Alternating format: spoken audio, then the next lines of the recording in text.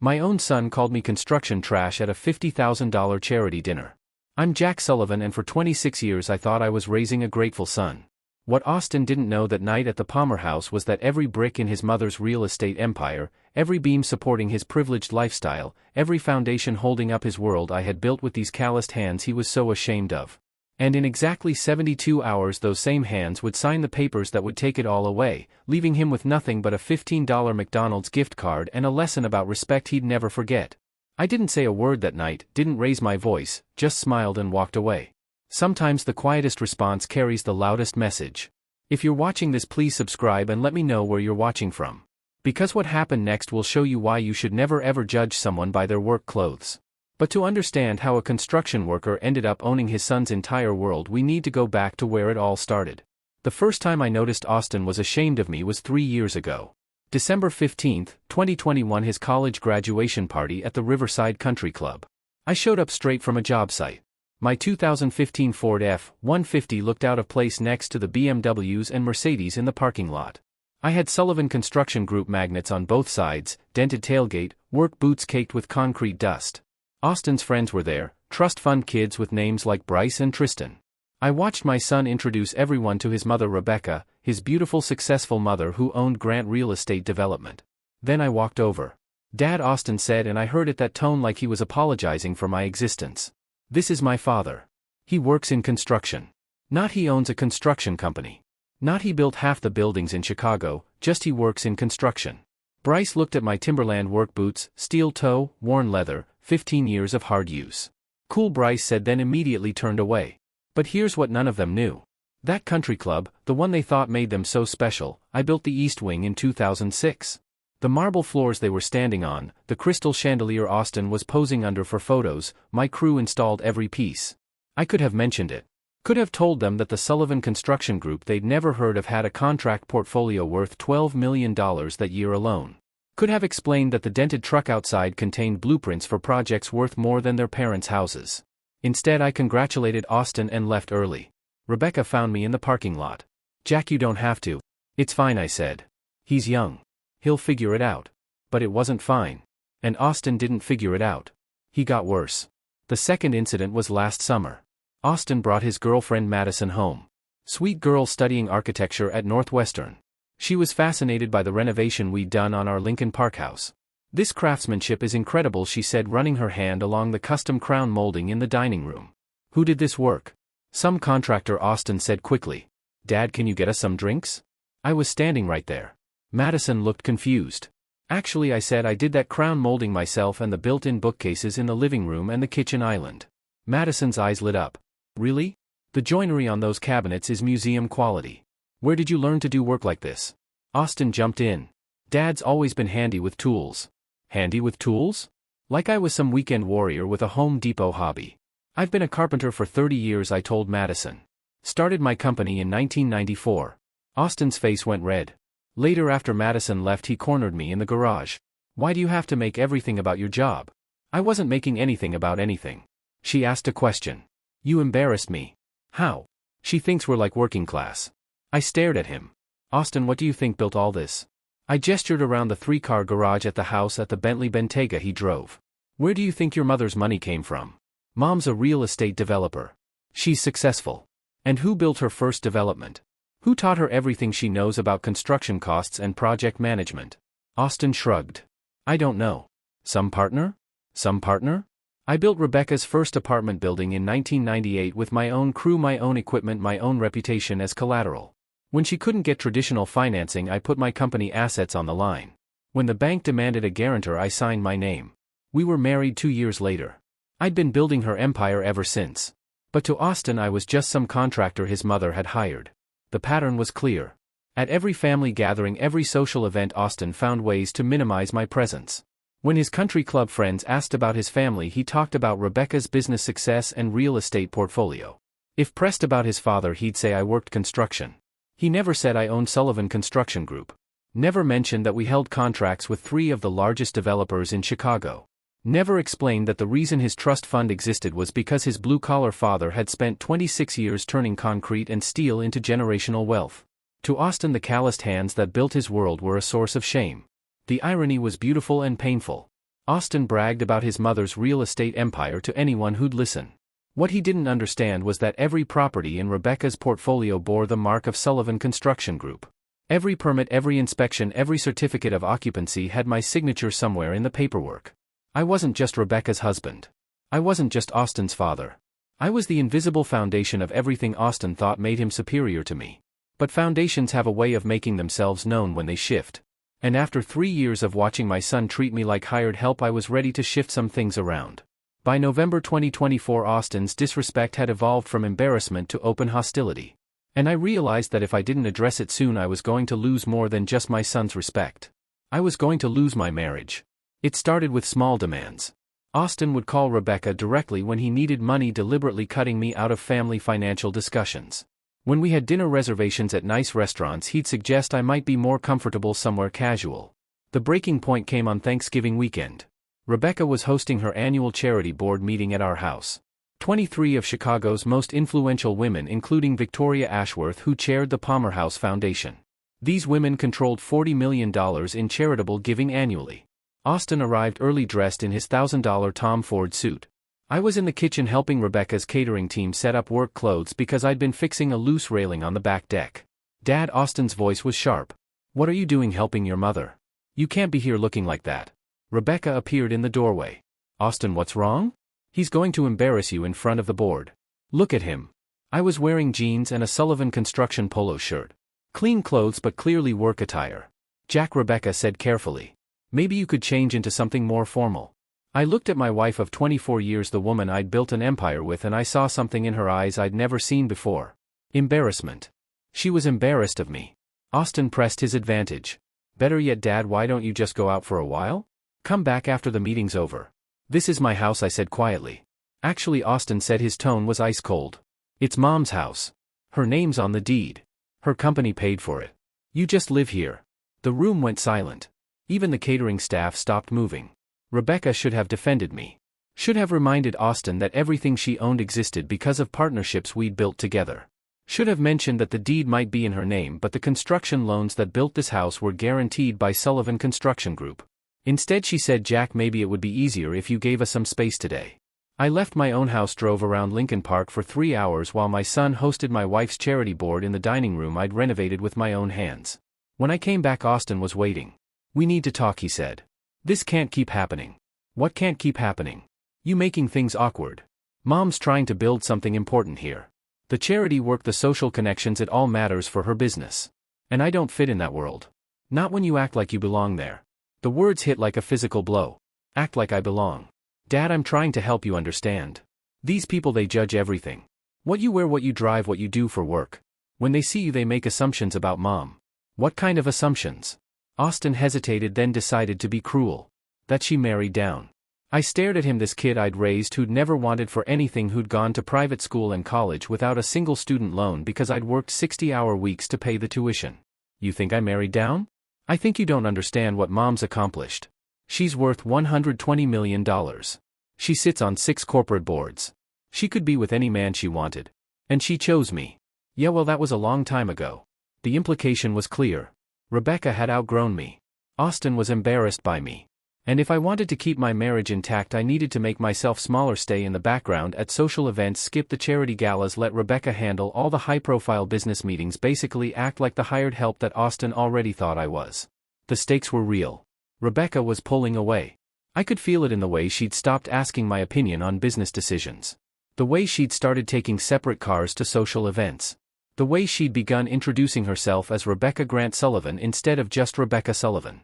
Austin was systematically erasing me from the family narrative. And Rebecca was letting it happen. If I stayed quiet, if I kept accepting this treatment, I would lose everything. Not financially. The paperwork protected me there.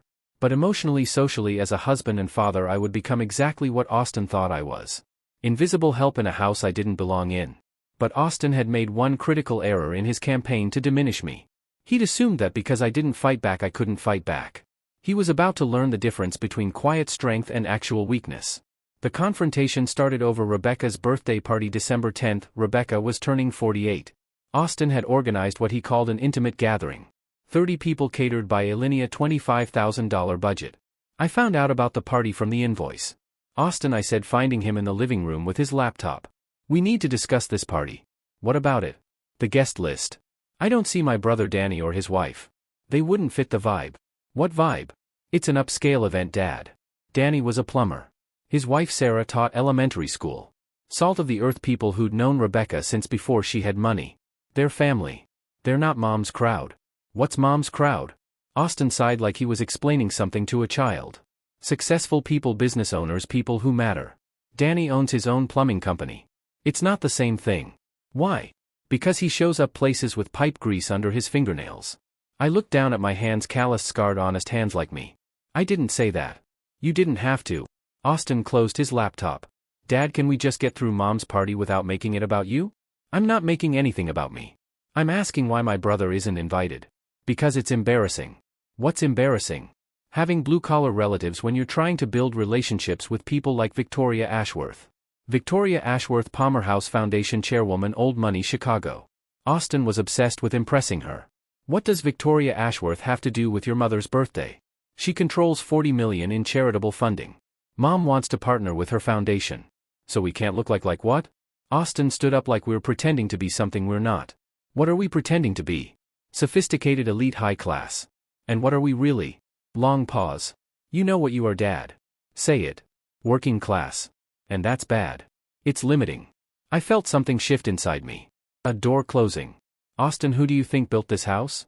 Some construction company. Which one? I don't know. Mom hired them. Sullivan Construction Group.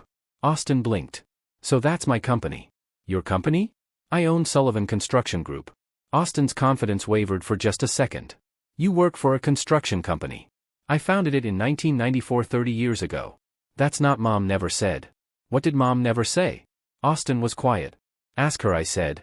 Ask your mother who owns Sullivan Construction Group. Even if that's true, it doesn't change anything. What doesn't it change? You still do manual labor. And that's shameful. It's not appropriate for Mom's social circle. Whose social circle was it before? What? Before your mother had money? Whose friends were they? I don't know. My friends. Danny's friends. Sarah's friends. People who knew your mother when she was Rebecca Grant, not Rebecca Grant Sullivan. Austin waved his hand dismissively. That was different. How? She was building something. Working towards something better. And what am I doing? Staying in the same place. Is that what you think? It's what I see. I pulled out my phone, speed dialed Nathan Pierce. Nathan, Jack Sullivan, I need you to bring the papers tomorrow. Which papers? Nathan's voice came through clearly. All of them. Austin was watching now. The partnership agreements? Nathan asked. Everything. Austin needs to understand some things. I hung up. Who was that? Austin asked. My attorney. Why do you need an attorney? You'll see. Dad, what papers was he talking about? I smiled. Tomorrow, Austin will clear everything up tomorrow. What's tomorrow? Your education. The next morning, Austin discovered me in the garage at 6 a.m. going through a metal filing cabinet I kept behind my workbench. Papers spread across the concrete floor. Legal documents, financial statements, things I'd never showed him. Dad, what are you doing? I held up a business card looking for this. Nathan Pierce, attorney at law, corporate and real estate. The card was worn from being carried in my wallet for 15 years. Why do you have a corporate lawyer's card? Why do you think? Austin stared at the papers around me. Partnership agreements, construction contracts, bank statements, all bearing letterhead he'd never seen before. Sullivan Construction Group LLC. Dad, what is all this? My work. I picked up a building permit. City of Chicago official seal.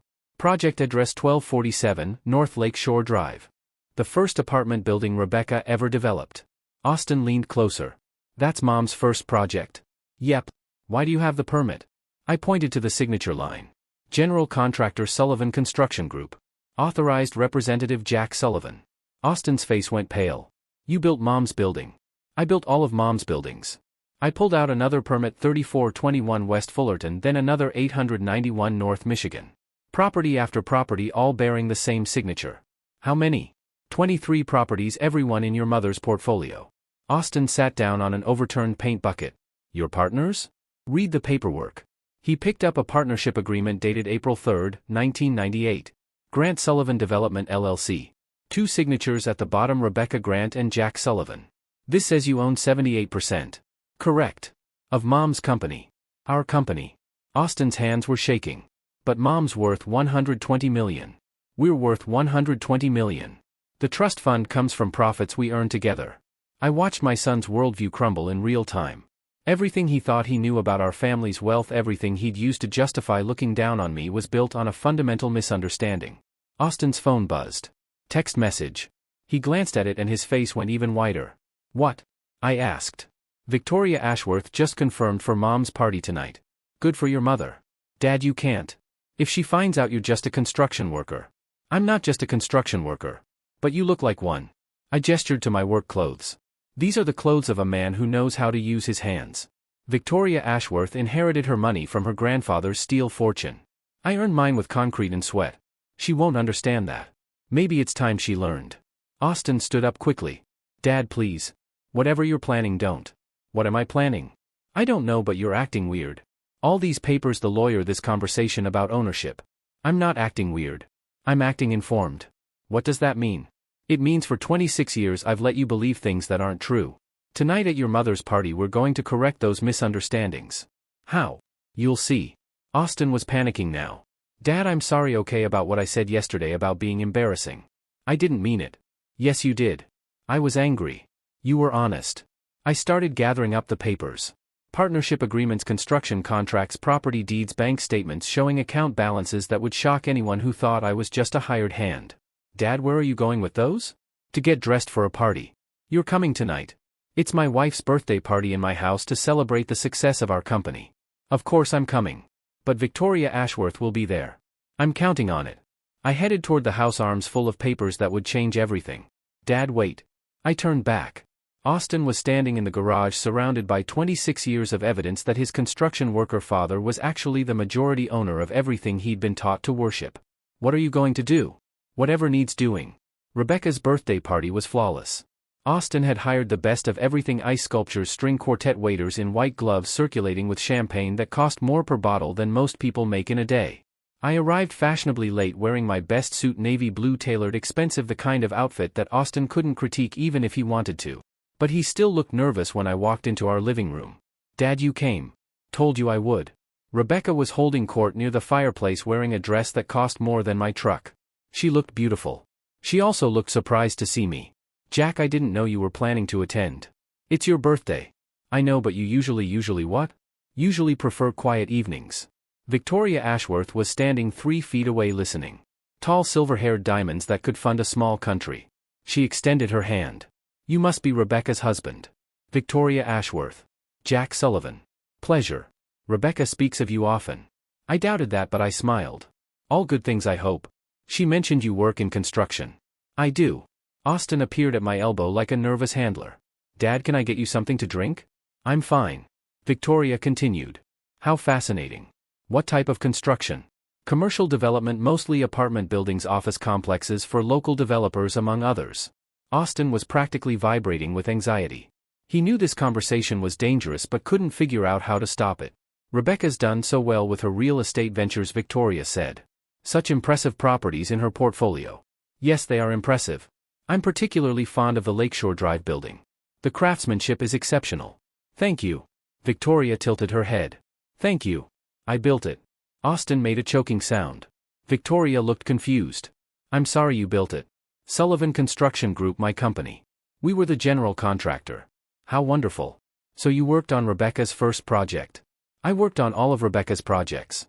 The conversation around us had started to quiet. People were listening now. Austin stepped forward. Dad, Mrs. Ashworth was just saying how much she admires Mom's business acumen. She should. Rebecca's brilliant. Absolutely brilliant. Victoria agreed. To build a $120 million portfolio from nothing. Remarkable for a woman in real estate. Austin smiled, thinking the conversation was safely back on track. I said, well, she didn't build it from nothing. Silence. Victoria raised an eyebrow. Oh. She had a partner. Someone who provided the construction expertise, the contractor relationships, the project financing. Austin's face was turning red. Dad. Someone who knew how to manage subcontractors, handle city permits, navigate union negotiations. How fortunate for Rebecca, Victoria said. And where is this partner now? I smiled. Right here. The room went completely silent. Victoria looked from me to Rebecca to Austin. I'm afraid I don't understand. Austin jumped in desperately. What my father means is that he's worked on Mom's projects as a contractor. It's been a good business relationship. Is that what you mean, Jack? Victoria asked. No. Austin looked like he wanted to disappear. What I mean, I continued, is that Rebecca and I are partners, equal partners. Grant Sullivan Development. I own 78%. Victoria's mouth dropped open slightly. Rebecca appeared beside us. Jack, what are you doing? Answering Victoria's questions about our business. Our business, Grant Sullivan Development, the company we founded together in 1998. Victoria looked at Rebecca. Rebecca, is this true? Rebecca's face was flushed. It's complicated. Is it? I asked. Is it complicated that we're married business partners who've spent 26 years building wealth together? Austin was panicking. Dad, people don't need to hear about business stuff at a party. Why not? Because it's boring. Is it boring that your trust fund exists because your blue-collar father owns the majority share of the company you've been bragging about? Gasps from around the room. Victoria Ashworth stepped back. I think I'm missing something important here. Austin lost it. Fine, he shouted. You want to know the truth? My father is a construction worker. He works with his hands. He gets dirty for a living. He drives a beat-up truck and wears work boots, and he's embarrassing. Dead silence. Austin, Rebecca whispered. But Austin was beyond caring. I'm tired of pretending. Mom is successful and sophisticated and accomplished. Dad is what he is. And I'm sick of everyone acting like they're the same thing. Victoria Ashworth looked horrified. I stayed perfectly calm. Austin, I said quietly. What am I? You're a construction worker. What else? Nothing else matters. What else am I? Austin's voice rose higher. You're someone who embarrasses our family every time you show up somewhere dressed like you just came from a job site. The room was so quiet you could hear the ice melting in people's drinks. Austin, I said, still calm. What do you think pays for this house? Mom's company. What company? Grant Development. Grant Sullivan Development. Whatever. Who do you think owns Grant Sullivan Development? Mom does. Check the paperwork. I don't care about paperwork. You should. Austin was unraveling completely now. You know what, Dad? I don't care what some papers say. I don't care if you helped Mom in the beginning. You're still just a construction worker. You'll always be just a construction worker, and you'll never be good enough for this family. 23 people stood frozen. Victoria Ashworth looked like she'd witnessed a car accident. Rebecca was staring at her son in horror. I nodded slowly. Well, I said, I guess we know where we stand. I turned and walked toward the door. Where are you going? Rebecca called. To make some phone calls. What kind of phone calls? I looked back at the room full of shocked faces. The kind that change things. I left the party and drove straight to Nathan Pierce's office Saturday night. But Nathan lived above his law practice on LaSalle Street. Old-school Chicago attorney who'd been handling my business for 15 years. Jack, he said when he answered his door at 11 p.m. I figured you'd be calling tonight. Did you bring the documents? All of them. Coffee. Make it strong. Nathan's office was wall-to-wall legal books, file cabinets full of contracts, deeds, and partnership agreements that told the real story of Chicago real estate development, including mine. Before we start, Nathan said, are you sure about this? Austin needs to understand reality. This is nuclear, Jack. Once you activate those liens, my son just publicly humiliated me in my own house. Called me embarrassing. Said I'm not good enough for my own family. Nathan nodded grimly. Okay, here's what we have. He spread documents across his conference table. Partnership agreements, construction contracts, property deeds, bank statements, 26 years of paperwork. Grant Sullivan Development LLC formed April 1998. You hold 78% ownership. Rebecca holds 22%. Correct. Total portfolio value $119.3 million. Correct. Austin's trust fund current balance $2.7 million. Correct. Now here's what Austin doesn't know. Nathan pulled out a thick folder. Every property in Rebecca's portfolio was built using construction loans guaranteed by Sullivan Construction Group. Right? Which means Sullivan Construction Group holds mechanics liens on every property. How much total? Nathan checked his calculator. $89.3 million. I leaned back. Nearly $90 million in liens. All legally perfected. All enforceable. And if I choose to exercise those liens, you could force the sale of every property to satisfy the debt. Immediately within 72 hours of filing the notice. My phone buzzed. Text from Rebecca. Where are you? People are asking questions. I showed Nathan.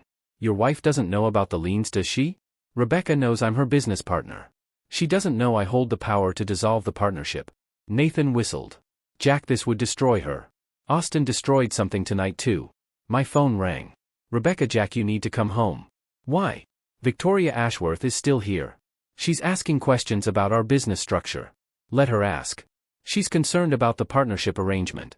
She should be. What does that mean? It means Victoria Ashworth is about to get an education in who actually controls the money she's been courting. Jack, what are you planning? I'm planning to tell the truth. I hung up. Nathan was watching me carefully. You know there's no going back from this. There's no going back from what Austin said tonight either. Fair enough. What do you want me to do? File the lien activation paperwork. When? Now. Jack, it's Saturday night. Emergency filing. You know the judge. Nathan sighed and reached for his phone. Judge Harrison. Nathan Pierce. I need an emergency filing. Yes, I know what time it is. 20 minutes later, Nathan had the signatures he needed. It's done. He said are active as of midnight tonight. Enforcement begins Monday morning. How long before Austin's accounts are frozen? His trust fund disbursements 48 hours.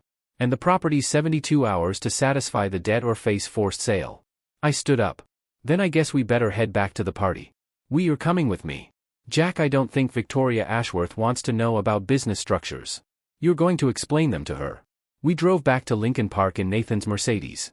The party was still going, though it had clearly shifted into damage control mode. Rebecca was trying to maintain normalcy while Austin sulked in a corner. Victoria Ashworth intercepted me at the door.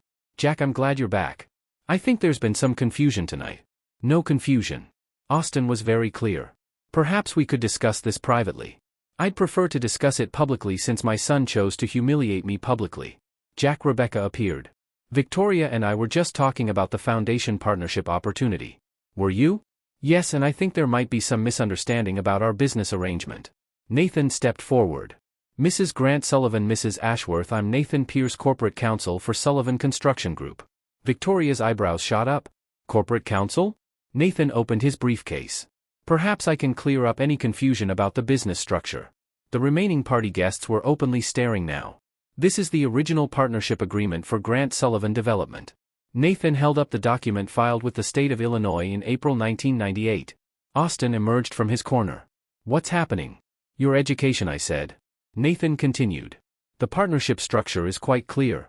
Jack Sullivan holds majority ownership at 78%. Rebecca Grant Sullivan holds 22%. Victoria looked stunned. 78%. Additionally, Nathan said, producing another document, Sullivan Construction Group holds perfected mechanics liens on all properties in the Grant Sullivan development portfolio.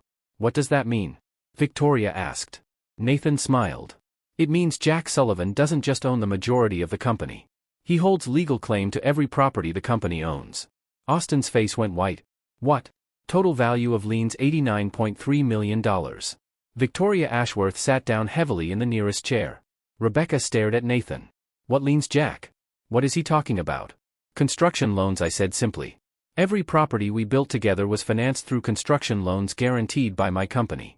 So those loans created liens, legal claims against the properties? Austin's voice was barely a whisper. What does that mean? Nathan answered. It means your father could force the sale of every property to satisfy the debt. When? I filed the activation paperwork tonight. Enforcement begins Monday. Austin collapsed into a chair. My trust fund comes from company profits. Nathan said if the company is dissolved to satisfy the liens, there's no trust fund. The room was dead silent. Victoria Ashworth looked from me to Rebecca to Austin. I think, she said slowly, I've been operating under some significant misconceptions tonight. She stood up and walked directly to me. Mr. Sullivan, I owe you an apology. I was led to believe that Rebecca was the sole owner of this remarkable real estate empire. Rebecca is an excellent businesswoman, I said. We've built this together. But you're the majority owner. I am. Victoria turned to Austin. Young man, I think you owe your father more than an apology. Austin couldn't speak. Victoria looked back at me. Mr. Sullivan, the Palmer House Foundation would be honored to discuss partnership opportunities with the actual owner of Grant Sullivan Development. The status reversal was complete. Austin, who'd spent the evening calling me embarrassing, was now sitting in a chair facing the reality that his trust fund existence depended entirely on the good graces of the blue-collar father he just publicly disrespected. Now, I said calmly, I think it's time for some consequences. Monday morning 9 a.m. sharp, I walked into the offices of Grant Sullivan Development with Nathan Pierce and two paralegals carrying bankers' boxes full of documents. Rebecca was already at her desk looking like she hadn't slept. Austin was sitting in the conference room staring at his phone. We need to talk, I said. Rebecca looked up. Jack, about Saturday night. Saturday night was educational. Today is about business. Nathan placed a document on Rebecca's desk. Notice of lien enforcement filed this morning with Cook County. Rebecca's hands shook as she read. Jack, what is this? $89.3 million in construction liens. All legally perfected, all enforceable against our properties, against properties owned by Grant Sullivan Development, where Sullivan Construction Group holds legal claim for construction costs. Austin appeared in the doorway. Dad, you can't do this. I can. I am. Nathan pulled out another document. Dissolution notice for Austin Sullivan's trust fund. Effective immediately. Austin's face went completely white. What? The trust fund was established using company profits. If the company is dissolved to satisfy outstanding debt, there's no trust fund. I finished. Austin dropped into a chair. How much is left? Nathan consulted his notes. After fees and liquidation costs, approximately $15. $15. We'll send you a McDonald's gift card. Rebecca stood up. Jack, this is insane. You're destroying our life's work. Our life's work? Yes, our life's work. Rebecca, Saturday night in front of 23 people, our son called me embarrassing. Said I wasn't good enough for this family. Said I was just a construction worker who didn't belong. He was angry. He was honest. I walked to the window overlooking Lakeshore Drive. You know what's down there? The first building we built together 26 years ago. You remember that day? Rebecca's voice was quiet. Of course, we signed the partnership papers in your Honda Civic because we couldn't afford an office. You were wearing a $20 dress from Target. I was wearing work clothes because I'd come straight from the site. Jack, we were partners, then equal partners. I provided the construction expertise. You handled the development side. We built something together. We're still partners. Are we? Because Saturday night, when our son was publicly humiliating me, you stood there and said nothing. Rebecca's eyes filled with tears. I didn't know what to say. You could have said, Austin, your father owns 78% of this company. I was embarrassed. Of what? Of the scene he was making. Or of me? Long silence. Rebecca answered the question. Were you embarrassed of me? More silence. That's what I thought. Nathan placed another document on Rebecca's desk. Asset freeze notification. All company accounts are frozen pending lien resolution. What does that mean? Rebecca asked. It means no access to company funds until the debt is satisfied. Austin's phone had been buzzing constantly. Dad, the bank is calling. They're saying my credit cards are declined. Correct. But I have a dinner tonight with Madison's parents. Order pizza. Dad, this is serious. How am I supposed to pay for anything? Get a job. Austin stared at me like I'd suggested he grow wings and fly. A job, employment, work, the thing your blue-collar father has been doing for 30 years to pay for your lifestyle. What kind of job? Any kind. Construction's hiring. Austin's voice rose to a whine. I can't work construction. Why not? I'm not qualified. Neither was I when I started. I learned. Rebecca was reading through the legal documents. Jack, how do we fix this? Easy. Austin apologizes. He'll apologize publicly. What? Same room, same people. Austin acknowledges that he was wrong about his construction worker father. Acknowledges that his privileged lifestyle was funded by blue-collar work. Acknowledges that he owes his opportunities to the man he called embarrassing. Austin was panicking. Dad, you can't make me. I can't make you do anything, but I can leave those liens in place forever. What happens if I don't apologize? Nathan answered, for sale of all properties within 60 days. Total dissolution of Grant Sullivan Development. Complete liquidation of assets. And my trust fund already gone. Austin looked at his mother desperately. Mom. Rebecca looked at the documents, then at me. Jack, what do you want? I want respect. I want acknowledgement. I want my family to understand that blue-collar work built their white-collar lifestyle. And if Austin does this, if he apologizes publicly, liens are lifted, trust fund is restored, business continues as normal. And if he doesn't, we start over. All of us. Austin was doing the math. How long do I have to decide? Nathan checked his watch. 48 hours until final asset seizure. And there's no other way. There's always another way, I said. Get a job. Pay your own bills. Learn what work actually means. Austin stared at me with a mix of fear and hatred. 48 hours, I repeated. Choose wisely. By Tuesday evening, Austin had learned what real consequences felt like. His Bentley was repossessed. Apparently the lease payments came directly from his trust fund, which no longer existed. His credit cards were cancelled. The American Express Black Card he'd been so proud of, worthless plastic. His apartment in River North, eviction notice on the door. The rent had been automatically debited from an account that was now frozen. Madison found out about everything when Austin couldn't pay for dinner at Alinea. $200 per person tasting menu, and Austin's card was declined 3 times. I know this because Madison called Rebecca crying. "Mrs. Sullivan, I don't understand what's happening. Austin says your husband destroyed his life." Rebecca was sitting in our kitchen at 10 p.m. still reading through the legal documents Nathan had left. "It's complicated, Madison. Is it true that Austin doesn't have any money?" "Currently, no." "But why?" Rebecca looked at me. I nodded. "Because Austin publicly disrespected his father without understanding that his father owns everything Austin thought was his." "I don't understand." "Austin's trust fund came from company profits. Jack owns the company." "Oh my God. Madison, can I ask you something? In all the time you've known Austin, what has he told you about Jack?" "Just that he works construction, that he's kind of embarrassing." "And what did you think when you met Jack?" "I thought he was incredibly knowledgeable about building and design, and I thought Austin was rude to him." Rebecca looked at me again. "Madison, Jack doesn't work construction. Jack owns Sullivan Construction Group. He's built every major development in Austin's mother's portfolio." "Are you saying Austin's been lying to me?" "I'm saying Austin's been lying to himself." Madison hung up. An hour later Austin showed up at our door. He looked terrible, unshaven, wearing the same clothes from yesterday, carrying a duffel bag. "I need a place to stay," he said. "Why?" I asked. "Because I got evicted." "Where have you been staying?" "Bryce's couch." But his parents found out about the money situation and told him I had to leave. Rebecca started to move toward him, but I held up a hand. "Austin, what's the money situation?" "You know what it is." "I want to hear you say it." Austin's jaw was tight. "I don't have any money." "Why don't you have any money?" "Because you took it." "I didn't take anything. I exercised legal rights to assets that belong to me." "It's the same thing." "Is it? Who earned the money in your trust fund?" Austin was silent. "Austin, who earned the money?" "You and Mom." "Who owns the company that generated the profits that funded your lifestyle?" "You and Mom." "In what percentages?"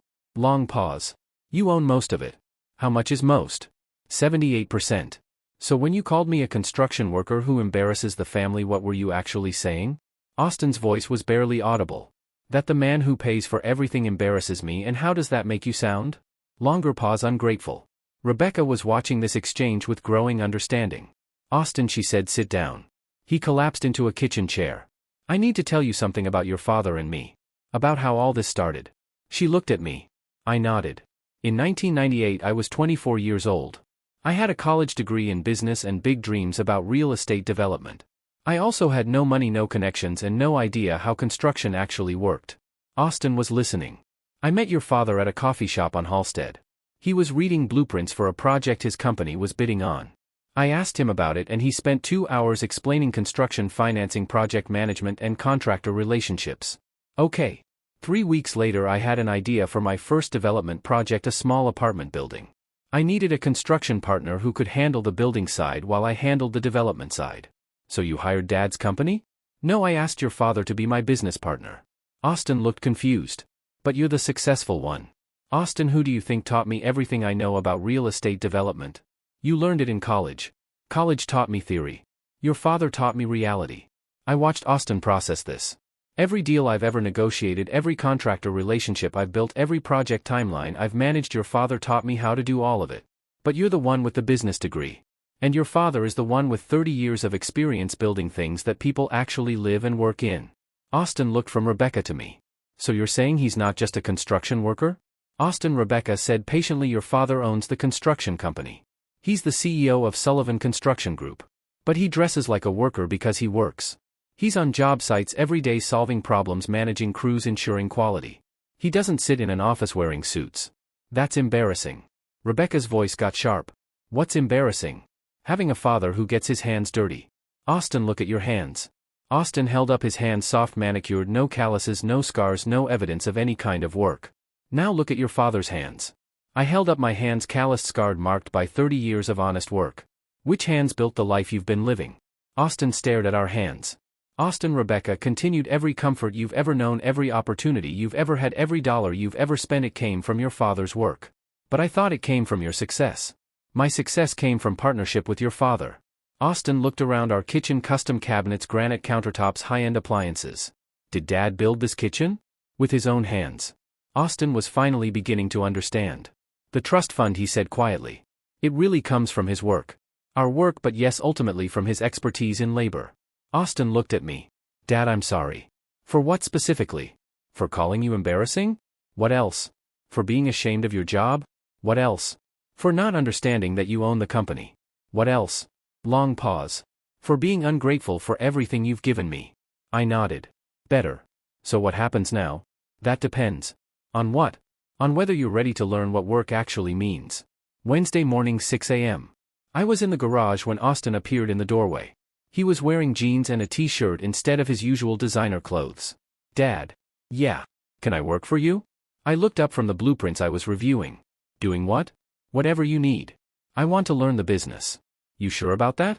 I need to understand what I've been taking for granted. I studied his face. No trace of the entitled kid who'd humiliated me 4 days ago. He looked humbled, maybe for the first time in his life. Construction work starts at 6 a.m. Okay.